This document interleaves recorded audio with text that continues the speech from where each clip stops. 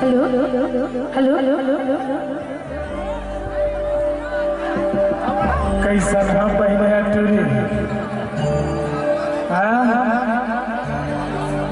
ए बुढ़गहन है वो बूढ़ो दी हेलो ज्यादा मत माही अब वो पीछू कैसे पानी मारे कच्चा कच्चा लगा अरे कैसे करो शादी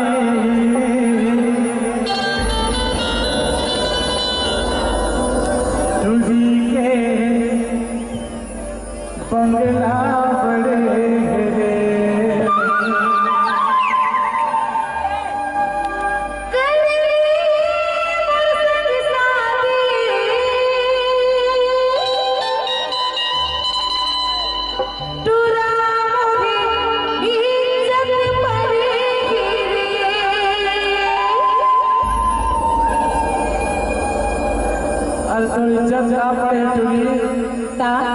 बीच में तू दादा खड़े है वो ऐसे का तबे तो कितना अरे कठिन वाली टंग चढ़ी थोड़ा तो सूरज में ज्यादा घमंड मत करेगा नीचे देख ले कैसे सारे हो गया। अभी हमारे विजय मल्हार भैया गदर मचाए वाला गाना कैसे चलता है गदर मचाया अरे कैसे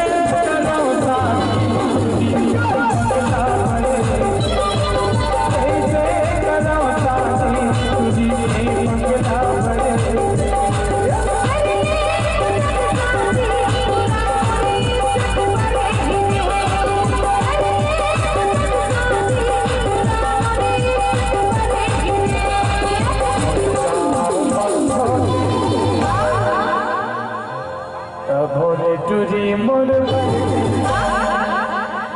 टूरी जिथे हम भाई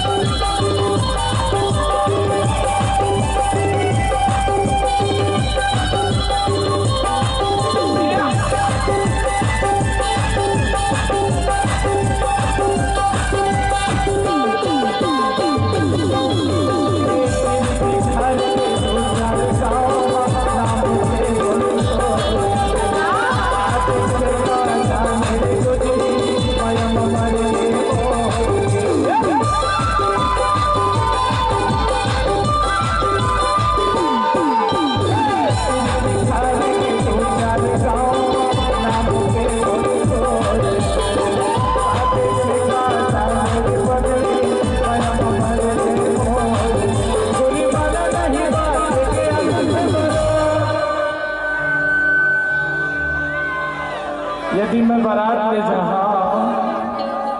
तो तोर दादा खवाला ही अच्छा देखा था बरतिया में तो कैसे ऐसे समझे अच्छा मेरा छोटू चाय वाला औ गुस्सा माया खिला पिला करे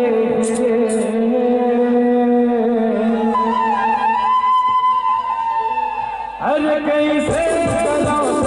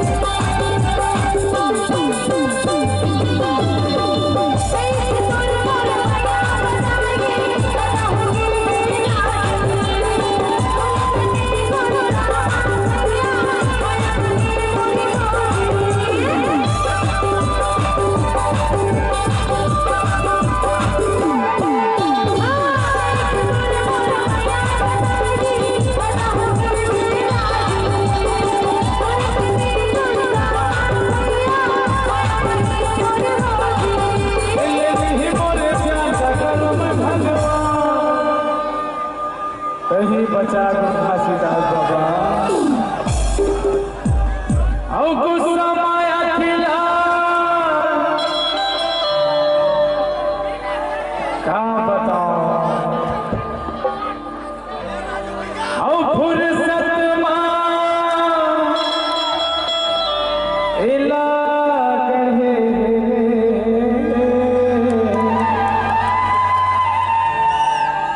का बताओ संगवारी एक बंगला देखे नहीं हो लेकिन लगे बड़े हैं चाय पानी पिए में नहीं दीजिए ना बंगला खाओ चफक अरे कैसे चलो